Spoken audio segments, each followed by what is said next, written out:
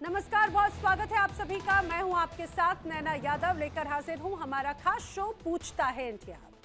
बात पाकिस्तान में रची जा रही उन साजिशों की जिनके निशाने पर है भारत।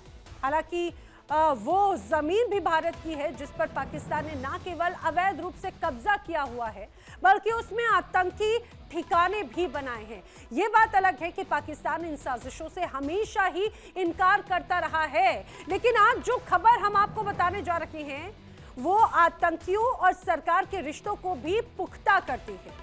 सबसे पहले आपको बताते हैं, पाकिस्तान के कब्जे वाले कश्मीर के पुंछ जिले के हजीरा तहसील में आतंकियों की एक बैठक होती है जिसमें लश्कर-ए-तैयबा, जैश-ए-मोहम्मद के आतंकवादी शामिल होते हैं। बैठक में लश्कर कमांडर अबू मूसा ने जिहाद के नाम पर लोगों को उकसाने की कोशिश की। उसने लोगों को जिहाद के नाम पर कत्लेआम का पैगाम दिया और उसने कहा कि भीख मांगने से नहीं, हिंदुओं की गर्दन काटने से आजादी मिलेगी। साथ ही उसने ये दावा किया कि जो नेता जिहाद का झंडा नहीं उठाता उसे हुकूमत करने का हक ही नहीं है। समझिए ये बातें। अबू मूसा ने इस दौरान ये भी दावा किया है कि उसने ये सारी बातें वजीर आजम के सामने भी कही हैं। आपको हम सुनाते हैं अबू आजम का जिस तरह से ये पूरा बयान सामने आया है, अबू मूसा का किस तरह से जिहाद फैलाने की बात करता है। ये भीख मांगने से नहीं, ये हिंदुओं की गर्दन काटने से, हाँ, जिहाद का आलम बुलंद करने से, बदर की तारीख रकम करने से, फतह मक्का की तारीख रकम करने से तुम्हें आजादी मिलेगी, म्याऊं म्याऊं करने से नहीं मिलेगी। अमा लकुम ला तुकातिलूना फी सबीलिल्लाह। इस आयत के मुखातब आप भी हैं, मैं भी हूँ, सियासतदान भी है, हुक्मरान भी है, और मैं आखिर ये बात कहकर इजाजत चाहता हूँ, अल्लाह की कसम है, उस सियासतदान हुक्मरान को इस रियासत की हुक्मरानी का कोई नहीं है, जो नमाज का पाबंद नहीं है, जो कलमे से वफा करने वाला नहीं है, जो शुहदा के खून से वफा करने वाला नहीं है, जो जिहाद का नंबरदार नहीं है। ये बात सिर्फ मैंने यहाँ नहीं की, ये वजीर आजम के सामने भी की है। मुजफ्फराबाद में सारे वजीर बैठे थे, वहाँ ये बात मैंने की है और करते रहेंगे इंशाअल्लाह। हाथ से भी जिहाद करेंगे, जुबान से भी करेंगे, कलम से भी करेंगे और यही फरीजा अदा करते हुए अपने अल्लाह के पास जाएंगे। तो हम हाथ, जुबान और कलम से जिहाद करेंगे और जिहाद अगर करना है तो हिंदुओं की गर्दन काटनी होगी। आपने सुना, दरअसल ये अबू मूसा की तरफ से बात कही गई। लेकिन सबसे महत्वपूर्ण बात, ये पहली बार ऐसा नहीं है जब पाकिस्तान में मौजूद किसी आतंकवादी ने भारत के खिलाफ जहर या फिर साजिश उगली हो और ऐसे बड़े ऐलान किए हो या दूसरों को भारत पर हमले करने के लिए उकसाता नजर आया हो। पहला ऐसा मामला नहीं है। लेकिन अबू मूसा ने तो वजीर आजम के सामने ही जिहाद की बात करने का दावा किया है। साथ ही पाकिस्तान की सरकार और सेना की मिली भगत से ही आतंकियों को नई राह मिलती है और ये बात भी कही। और जब सेना प्रमुख ही कट्टरपंथी सोच का हो, प्रधानमंत्री कमजोर हो, तो ये हालात तो पाकिस्तान के ही होंगे। आतंकवाद के पनपने के लिए ये कहा जाए कि ऐसा देश जो खुद खाद डालता हो, और वो आखिर क्या देगा? वो सिर्फ नफरत के अलावा और कुछ नहीं करेगा, इसमें कोई शक नहीं। इसीलिए बड़े सवाल, क्या पाक का असर सियासी माहौल आतंकियों के अनुकूल है? इस बीच बड़ा सवाल ये भी कि पाकिस्तान सरकार की आखिर ऐसी कौन सी मजबूरियां हैं जो वो आतंकियों के खिलाफ कोई कार्रवाई नहीं करती। सवाल ये भी, क्या अमेरिका समेत दुनिया भर को पाकिस्तान में पड़ रहे आतंकी नजर नहीं आते, दिखाई नहीं देते, या उनके समय पे आंखें मूंद के बैठ जाते हैं? जानने की करेंगे कोशिश।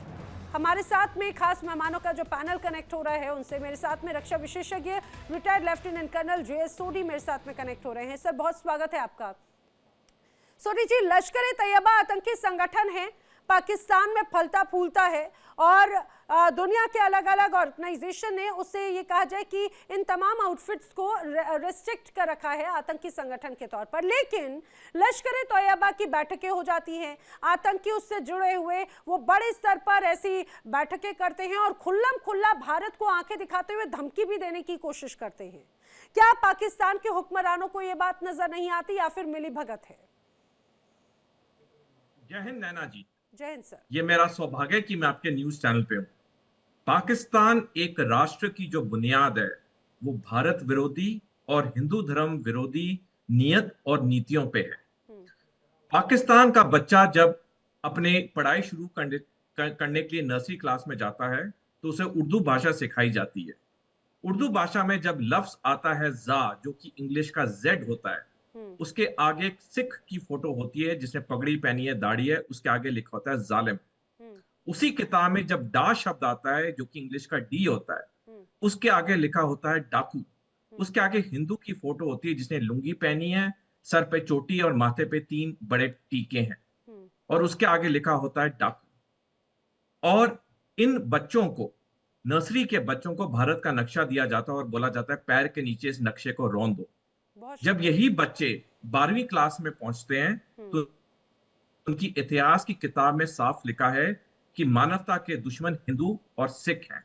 तो आप समझ सकते हैं जब एक छोटे बच्चे को शुरू से ये बातें पढ़ाई जा रही हों, जब वो बड़ा होगा उसके अंदर कितनी नफरत होगी भारत के लिए और हिंदू धर्म के लिए। ये जो वहां ये आतंकवादी बार बार बयान दे रहे हैं, ये उसी का नतीजा है जो इतने दशकों से पाकिस्तान की नीयत और नीति भारत विरोधी और हिंदू धर्म विरोधी रही है।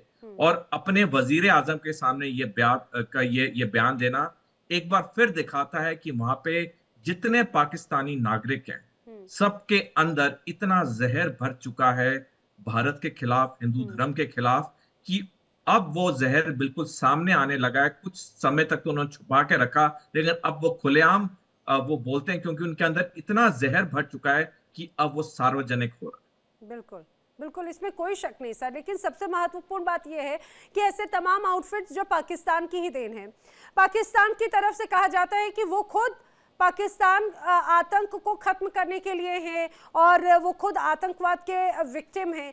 ये बड़ी अजीब बात हो जाती है कि बड़े स्तर पर यहाँ पर खुल्लम खुल्ला ये आतंकी घूमते हैं और उन पर कोई एक्शन तक नहीं होता। एक्शन तो छोड़िए, ये उनके एग्जिस्टेंस को भी एक्सेप्ट नहीं करते। नैना जी, आपके सवाल का जवाब देने के लिए मेरे को इतिहास में जाना होगा जी। दिसंबर 1971 में जब भारत ने पाकिस्तान को युद्ध में हराया और पाकिस्तान के 2 टुकड़े किए, जिसके बाद बांग्लादेश एक नए रूप में, एक नए देश के रूप में उभरा, उसके अगले महीने 24 जनवरी 1972 को पाकिस्तान के मुल्तान शहर में कॉन्फ्रेंस हुई, जिसे मुल्तान कॉन्फ्रेंस के नाम से जाना जाता है, जिसकी अध्यक्षता पाकिस्तान के वजीर आजम जुल्फिकार अली भुट्टो ने की। मुल्तान कॉन्फ्रेंस में पाकिस्तान के भविष्य के लिए 3 निर्णय लिए गए। पहला, पाकिस्तान परमाणु हथियार बनाएगा। दूसरा, आने वाले समय में पाकिस्तान भारत पे जंग करेगा जम्मू कश्मीर लेने के लिए। और तीसरा, पाकिस्तान आतंकवाद का समर्थन करेगा भारत में अस्थिरता और अशांति फैलाने के लिए, क्योंकि पाकिस्तान जान चुका था सैनिक तौर पे भारत को हराना नामुमकिन है। उसके 2 टुकड़े भी हो गए थे उसकी इस हरकत में। तो पाकिस्तान ने पहली बार ये आतंकवाद का पूरा सहारा लिया पंजाब में, जहां 1980 से 1995 तक आतंकवाद को उन्होंने समर्थन किया, और 36 साल से लगातार ही जम्मू कश्मीर में आतंकवाद को समर्थन कर रहे हैं। 1977 में जनरल जियाउल हक, जिसने सत्ता हड़पी और जो पाकिस्तान का राष्ट्रपति बना, उसने पाकिस्तानी सेना में एक नई डॉक्ट्रिन का गठन किया जिसे कहते हैं ब्लीडिंग इंडिया विद 1000 कट्स। ये डॉक्ट्रिन आज तक पाकिस्तानी सेना, वायुसेना, नौसेना के अफसरों को पढ़ाई जाती है जो स्टाफ कॉलेज करने के लिए क्वेटा जाते हैं। इस डॉक्ट्रिन में साफ लिखा है कि भारत में अशांति, अस्थिरता फैलाने के लिए पाकिस्तान आतंकवाद का समर्थन करेगा। तो ये जो हम जम्मू कश्मीर में देख रहे हैं, जो हमने 15 साल पंजाब में देखा, ये पूरी उस सैनिक डॉक्ट्रिन का हिस्सा है जो पाकिस्तान ने 1972 में पहली बार इसे अपनाया था, और 1977 में जनरल जियाउल हक ने उसे एक औपचारिक तौर पे लेकिन सूरी जी, बड़ी दिलचस्प बात यह कि बदलते वक्त के साथ कहा जा रहा था कि हो सकता है विचारधारा, तौर तरीके, डॉक्ट्रिन, ये सारी चीजों में बदलाव आएगा, लेकिन ऐसा लगता है कि स्थिति यथावत है, उसमें कोई बदलने का नाम नहीं लेता। मेरे साथ 2 और खास मेहमान कनेक्ट हो चुके हैं। विदेश मामलों के जानकार संजीव श्रीवास्तव जी मेरे साथ जुड़ चुके हैं। पाकिस्तान से पत्रकार हसम दुर्रानी मेरे साथ में कनेक्ट हो चुके हैं। आप दोनों का भी इस चर्चा में बहुत स्वागत है। हसम दुर्रानी जी, आपसे सवाल करना चाह रही हूँ मैं। लश्कर-ए-तौयबा पाकिस्तान में बैन है, जहां तक मैं सुनती आ रही हूं अभी तक इस चर्चा में, लेकिन बैन होने के बावजूद ऐसे तमाम आउटफिट्स जगह जगह पर बड़ी बैठकें कर लेते हैं। और अबू मूसा जो आतंकी है, उसकी तरफ से कहा गया कि भाई अगर आपको कुछ पाना है तो आपको हिंदुओं के सर कलम करने पड़ेंगे, खत्म करना पड़ेगा, और बाकायदा ये भी कहा जिहाद का झंडा बुलंद करना पड़ेगा। और ये बात अबू मूसा ने वजीर आजम के सामने भी कही है, जिहाद की बात, ये बड़ा दावा किया गया। मुझे ये बात समझ में नहीं आती। एक तरफ कहा जाता है कि रिस्ट्रिक्शन से, दूसरी तरफ खुल्लम खुल्ला अगर इस तरह से बातें हैं, जहर उगलने की बात है, तो क्या किया जाए? क्या ये आतंकी नजर नहीं आते हैं पाकिस्तान की सेना को, पाकिस्तान की सरकारों को, या फिर आंखें मूंद कर बैठ जाते हैं वो? नैना, सबसे पहले तो आपका शुक्रिया, आपने मुझे प्रोग्राम में शामिल किया और बड़े दिनों के बाद आपकी जो है वो रुख अनवर जो है वो देखने को मिला। वो गुड टू सी यू। अच्छा, दूसरी बात ये थी कि अभी हमारे जो ये सेम। भाई बैठे हुए हैं, आपका सवाल का मैं यकीनी तौर पर मैं उसको भी जवाब दूंगा। हम्म। लेकिन अभी जो हमारे जो भाई बैठे हुए हैं सिख बरादरी से, आई एम सो सॉरी, मुझे इनका नाम जो है वो नहीं इस वक्त में याद आ रहा। मैं बता नाम क्या देती हूँ, है? सोढ़ी जी हैं। जी जी जी, colonel Sodhi, lieutenant colonel Sodhi. जी, लेफ्टिनेंट कर्नल साहब ने ये बात कही है कि पाकिस्तान में जो है ना वो बच्चों को प्राइमरी स्कूल में पढ़ाया जाता है। सर, वो कौन सा निसाब है, वो कौन सी किताब है जिसके अंदर जिसके मुतालिक आप बात कर रहे हैं? सर, मैं पाकिस्तान में पैदा हुआ, यहीं पढ़ा लिखा, यहीं पे प्राइमरी स्कूल यहीं से मैंने पास की, यहीं मैंने मैट्रिक किया। और मैंने सर आज से नहीं किया, इसको भी कुछ अरसा हो चुका है सर मुझे प्राइमरी पास किए हुए, फिर मैट्रिक पास किए, फिर इंटर पास किया, फिर मैंने ग्रेजुएशन पास की, फिर मैंने मास्टर्स पास किया, फिर मैंने पोस्ट जो है वो मास्टर्स भी मैंने कुछ चीज़ें पढ़ी हैं। लेकिन जो चीज़ों के बारे में आप बता रहे हैं सर, ये तो हमने जिंदगी में ना कभी पढ़ी है, ना हमने कभी सुना है, पहली बात। दूसरी बात, मेरे बच्चे माशाल्लाह, आप जो है, मेरा जो बड़ा बेटा है वो भी अब तकरीबन मैट्रिक में आ चुका है, यानी कि 10th 9th में वो पढ़ रहा है। तो उसने भी, मैं उनकी बुक्स भी देखता हूँ। तो सर, आप ये जो हसन इतना बड़ा दुर्रानी जी, ब्लंडर मुझे आपने एक बात मार दिया। बताइए कि आपके यहाँ भी, मुझे लगता है जैसे इंडिया में कॉन्वेंट स्कूल या गवर्नमेंट स्कूल या हर तबके की एक अलग अलग व्यवस्था होती है, क्या पाकिस्तान में हर तबके का व्यक्ति इतना ही अच्छे स्कूल में पढ़ता है जिसमें आप पढ़े, आपके बच्चे पढ़े हैं? मैं ना एक मिनट ठहर जाए ना, एक मिनट ठहर जाए, एक मिनट ठहर जाए, एक मिनट ठहर जाए, एक मिनट ठहर जाए, जरा यहीं पर रुक जाए। मैं सरकारी स्कूल में और गवर्नमेंट के स्कूल में पढ़ा हूँ, जमीन पे बैठ के पढ़ा हूँ, टाट के स्कूलों पे पढ़ा हूँ, ठीक है। और जो मेरी अपब्रिंगिंग है वो ठीक है, हम जैसे मर्जी भी हमारे हालात है, लेकिन मेरे वालिद साहब ने, क्योंकि उन्होंने कहा था कि हमारे बच्चे जो है वो जमीन के साथ रहतल के साथ जुड़ के रहे और उनको ग्राउंड रियलिटी का पता हो, तो अच्छे अफोर्ड करने के बावजूद भी उन्होंने हमें ऐसे स्कूल्स में पढ़ाया है जहाँ पे हम चीजों के साथ जुड़े रहे। दूसरी बात, ये जो बात कर रहे हैं ना, सरदार साहब बात कर रहे हैं, सोदी साहब, लेफ्टिनेंट कर्नल साहब बात कर रहे हैं, ये मेरे ख्याल में शायद अभी भी किसी एल्यूजन का शिकार है। तो सर, आप अभी भी आ जाए।